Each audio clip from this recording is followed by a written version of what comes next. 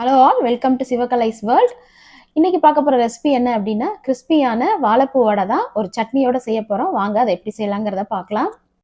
வாழைப்பூ வடைக்கு தேவையானது என்னென்னங்கிறது நம்ம பார்க்கலாம். வாழைப்பூ, அடுத்து நான் இதில் ஒரு கப் அளவுக்கு கடலைப்பருப்பை ஒரு 2 மணி நேரம் ஊற வச்சு எடுத்து வச்சுருக்கேன். அதில் 2 வரமிளகாயை எடுத்து வச்சுருக்கேன். அடுத்து இதுக்கு தேவையான வெங்காயத்தை இந்த மாதிரி சின்னதாக கட் பண்ணி எடுத்து வச்சுருக்கணும். நான் ஒரு மீடியம் சைஸ் வெங்காயத்தை இந்த மாதிரி கட் பண்ணி எடுத்து வச்சுருக்கேன்.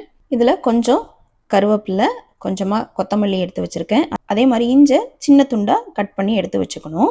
அடுத்து ஒரு 3/4 டீஸ்பூன் அளவுக்கு பெருஞ்சீரகம். பூண்டை நம்ம மேலாப்பில் இருக்கிற தோலை மட்டும் எடுத்துட்டு அதை இந்த மாதிரி இடித்து நம்ம சேர்த்துக்கிட்டோம் அப்படின்னா வடையில் அதோட டேஸ்ட் ரொம்ப சூப்பராக இருக்கும்.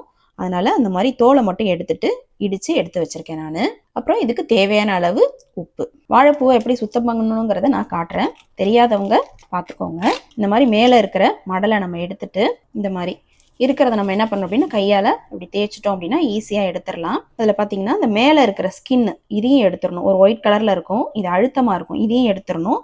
அதே மாதிரி உள்ளே இருக்கு பாருங்கள் அந்த நரம்பு, இதையும் நம்ம எடுத்துடணும். இதை ரெண்டையும் எடுத்துட்டு தான் நம்ம வந்து வாழைப்பூவை கட் பண்ணிக்கணும். இந்த மேலே உள்ளே இருக்கிற ஸ்கின்னு, அதே மாதிரி இந்த நரம்பு, இந்த மாதிரி இதை மட்டும்தான் நம்ம கட் பண்ணிக்கணும். இப்போ நம்ம கடலைப்பருப்பையும் மிளகாயும் அரைச்சிட்டு வந்துடலாம். நம்ம சேர்த்தாச்சு. சேர்த்து தண்ணி வந்து ரொம்ப ஊற்றிடக்கூடாது, கொஞ்சமாக மட்டும்தான் தண்ணி ஊற்றிக்கணும். ரொம்ப தண்ணி ஊற்றிட்டோம் அப்படின்னா ரொம்ப மாவு வந்து தண்ணியான கன்சிஸ்டன்சிக்கு போயிடும். அதனால் கொஞ்சமாக தண்ணி ஊற்றி இப்போ நான் எப்படி அரைச்சிட்டு வரணுங்கிறத காட்டுறேன். இப்போ நம்ம கடலைப்பருப்பை அரைச்சிட்டு வந்தாச்சு. இங்கே பாருங்கள், இந்த பக்குவத்துக்கு அரைச்சிக்கணும் நம்ம. அதில் 1-2 கடலைப்பருப்பு தெரிஞ்சாலும் பரவாயில்ல. இந்த மாதிரி கடலைப்பருப்பு 1-2 தெரியும் போது சாப்பிடும்போது பார்த்தீங்க அப்படின்னா அதை கடித்து சாப்பிடும்போது, கடலைப்பருப்பை கடித்து சாப்பிடும்போது ரொம்ப நல்லாயிருக்கும். இப்போ நம்ம எடுத்து வச்சுருக்கிறது எல்லாத்தையும் ஒன்று ஒன்றா சேர்த்துக்கலாம். எடுத்துகிட்டு வச்சுருக்க வெங்காயத்தை சேர்த்துக்கலாம். ஃபஸ்ட்டு நைஸாக கட் பண்ண வாழைப்பூ, நம்ம எடுத்து வச்ச பூண்டு, இஞ்சி, பெருஞ்சீரகம், அடுத்து கருவேப்பிலை, கொத்தமல்லி. இப்போ இது எல்லாத்துக்கும் தேவையான அளவு உப்பையும் நம்ம சேர்த்துக்கலாம். கொஞ்சமாக பெருங்காயத்தூள், எல்லாத்தையும் சேர்த்து நல்லா பிசைஞ்சிக்கலாம். இப்போ நம்ம பிசைஞ்சாச்சு. உப்பு கரெக்டாக இருக்காங்கிறத கடைசியாக செக் பண்ணிக்கோங்க. செக் பண்ணிவிட்டு இந்த மாதிரி உருண்டையாக உருட்டி நம்ம தட்டில் எடுத்து வச்சுக்கலாம். இந்த மாதிரி உருட்டி எடுத்து வச்சுக்கலாம், இல்லை டைரெக்டாக வேணாலும் தட்டி நம்ம போட்டுக்கலாம். இப்போ எண்ணெய் காஞ்சிடுச்சு, நம்ம வடையை தட்டி போட்டுக்கலாம். இந்த மாதிரி கையால் ஒரு ப்ரெஸ், இப்படி ப்ரெஸ் பண்ணி அப்படியே எண்ணெயில் போட வேண்டியது தான். எண்ணெய் காஞ்ச பிறகு தான் வடையை போடணும்.